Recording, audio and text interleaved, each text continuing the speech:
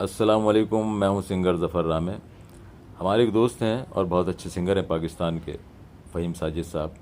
उन्होंने बड़ी मेहनत के बाद एक गाना तैयार किया है जो 1 नवंबर को उनके यूट्यूब चैनल पर रिलीज़ हो रहा है। उसका टाइटल है तेरी आँखें। बहुत खूबसूरत टाइटल है, बहुत खूबसूरत शायरी है, बहुत अच्छी कंपोजिशन है। और फ़हीम साहब तो गाते ही बहुत अच्छा हैं, बड़ा सुरीला गाते हैं। तो इस गाने को आप ज़रूर सुनिए। चैनल को सब्सक्राइब करें, लाइक करें, कमेंट करें। इतना तो आप करें इसलिए कि खूबसूरत गाना है। खूबसूरत गाना मैं इसलिए कह रहा हूँ कि मैंने इसे सुना है और 3-4 बार सुना है, क्योंकि रिज़ल्ट जो है ना 3-4 के बाद ही आता है सुनने के बाद। 3-4 बार आप उसको सुनिएगा, उसका फॉर्मेट आपकी समझ में आएगा, फिर आपको गाना समझ में आएगा।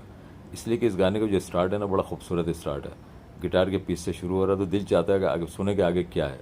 और बहुत अच्छी मेलोडी है, मुझे उम्मीद है कि आपको मज़ा आएगा। बहुत बहुत मुबारक हो फ़हीम साजिद साहब, आपको बहुत मुबारक हो।